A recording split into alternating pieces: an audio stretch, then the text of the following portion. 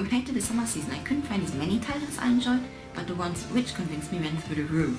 I'm planning to put up written reviews for all the other shows that didn't make it into this list on myanimelist.net. If you're interested, check back every once in a while. Link to my profile is down in the description below. So without further ado, my name is Kristin, this is Hamstarko, and here are my 5 favorite anime from the fall season 2014 in no particular order.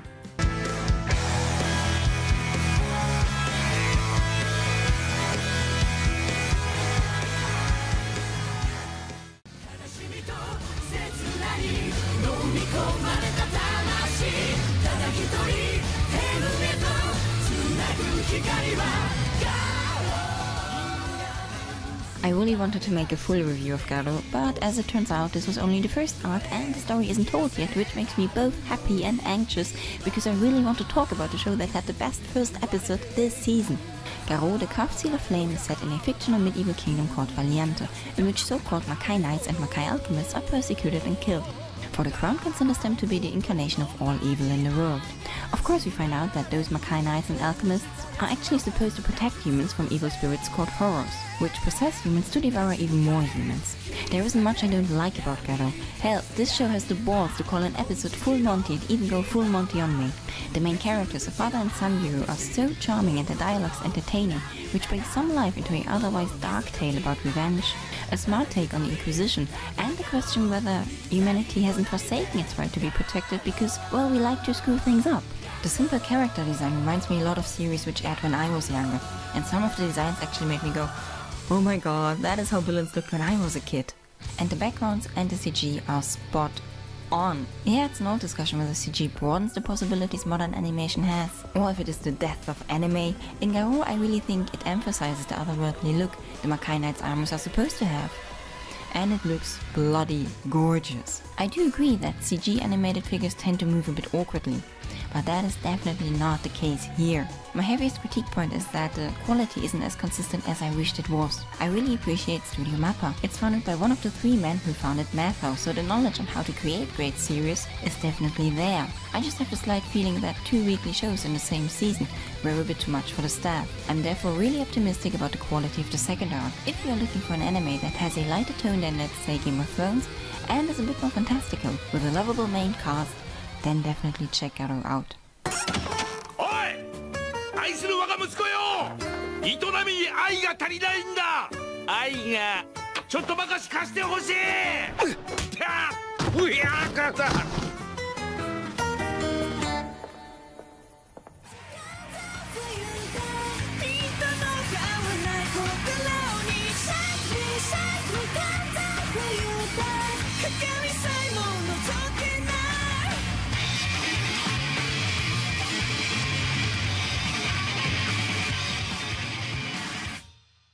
！You have no idea how much I hate this opening. The first time I saw it, I thought my video file was corrupted.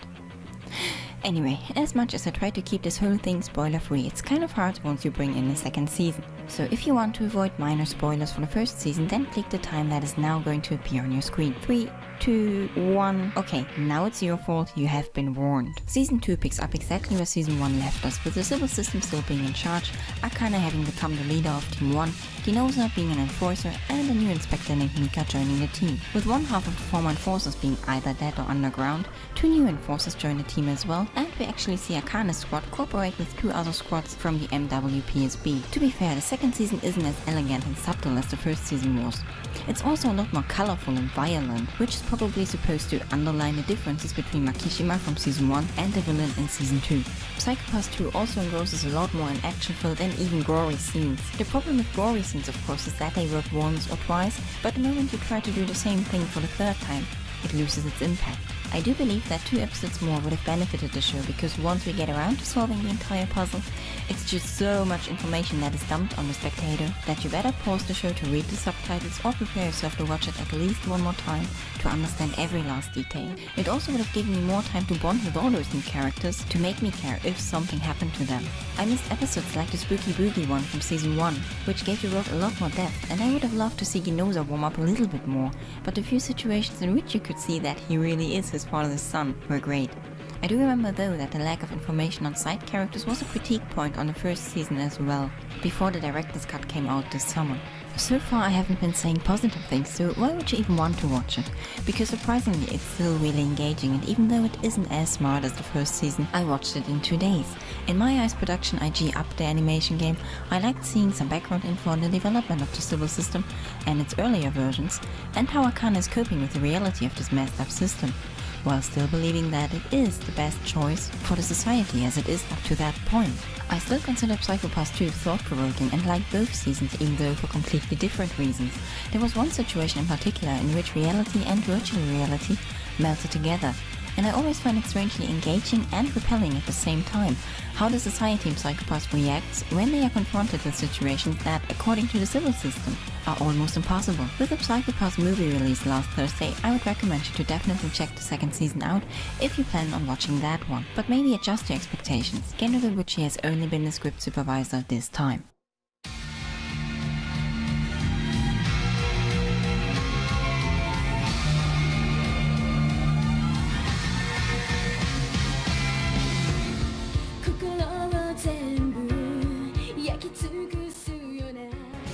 Fate's Day Night Unlimited Blade Works is the visually and narratively upgraded remake of the 2006 game adaptation Fate's Day Night, which, according to popular opinion, is a complete mess, which is why I never bothered to watch it, even though it kept me from watching Fate Zero. The story is set around the Holy Grail War. Only few chosen families have the ability to take part in a particular war by summoning a servant spirit. Those servants are based on historical or mystical figures and are assigned to 1 out of 7 classes, varying from Archer over Lancer to Saber. Typical MMO stuff. Once all 7 servants are summoned, a battle royale begins, since only one person can claim the Holy Grail and get one wish fulfilled. Fate's Day Night is probably the longest series out of these 5 shows, starting off with a 50-minute long prequel OVA, and both the first as well as the last episode are 50 minutes long as well. It needed that time to really build up the world and explain the different abilities of both servants and masters, but all the world building never got boring because of its clever combination of fast-paced fights and explanation. After 13 episodes, the story has a proper build-up just to end with a cliffhanger to season 2, in which shit is going down. The entire strategy thing got me so involved that I immediately started updating Guild Wars 2 after seeing the last episode. The fighting scenes are gorgeous, the character design is kept clean and simple with no slips whatsoever, except for my favorite pet peeve. I'm 100% sure that Shinji wouldn't be such a creep if he hadn't had his mouth on his cheek. I can't wait to watch it again before season 2 starts in April, and if you like RPGs, then you should definitely not skip this show.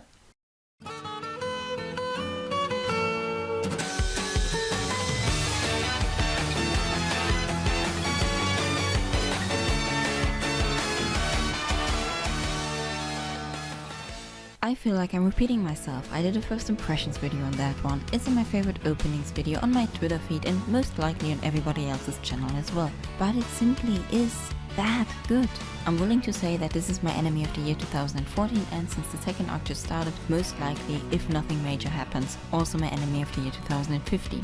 Yeah, with Fate's Day Night, Kuroko Basket and Durarara returning, and hopefully an announcement of a free movie, I'm sure 2015 is going to be a great year, but your lie in April is on a completely different level. If you want to know more about the plot and characters, then check out my first impressions.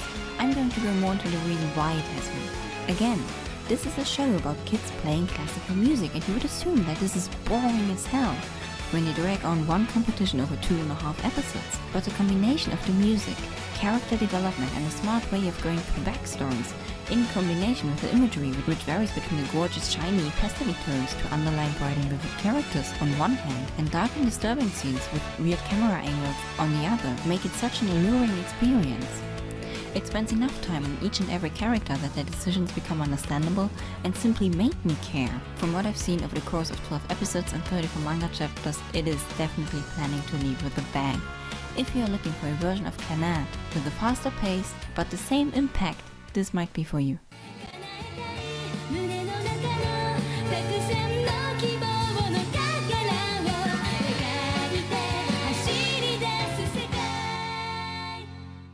Shirobako has been the hardest show of the past season for me to get into, but it turned out to be the show I would recommend to anybody who really enjoys anime, because it is an anime about a studio producing anime with a main cast consisting of cute girls. This could easily have ended with a cute girls doing cute things kind of plot, but it took a completely different approach and really goes into the details of anime production.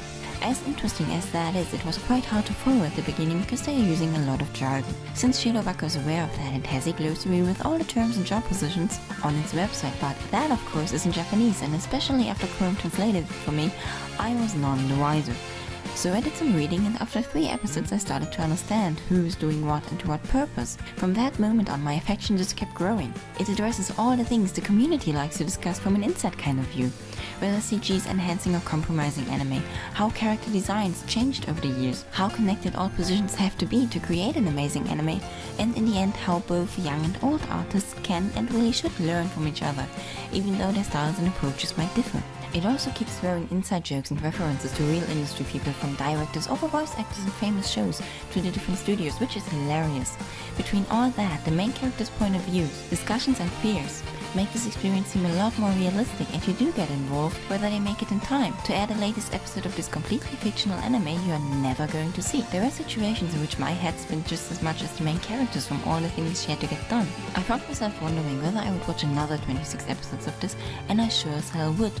Because it's interesting to see how that thing I consume so regularly without even thinking about it becomes reality, and how much work, thought, and hopefully more often than not love goes into it. I actually planned to end this whole recap thing with my 5 favorite ending songs, but I simply couldn't come up with 5 I kept playing on repeat. Instead, I'll be uploading a review of Durarara, because the 2nd season started airing last Saturday, and I'm excited for that. So if you're interested in that one, make sure to subscribe, and I will see you next time. 白く知ら